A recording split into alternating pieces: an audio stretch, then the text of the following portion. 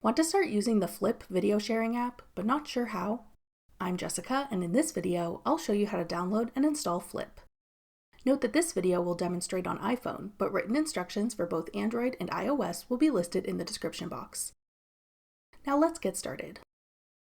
To download Flip, first open the App Store. Go to the Search tab. Then type in Flip at the top.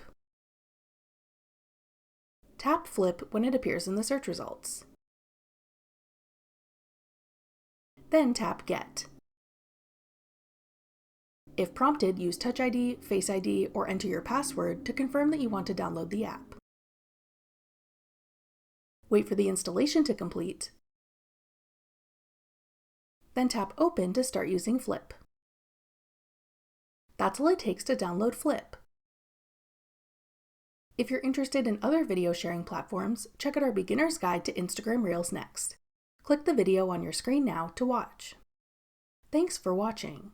If you found this video helpful, we'd love it if you'd hit the like button below and subscribe to our channel. We put out great new tech tutorials like this one every day.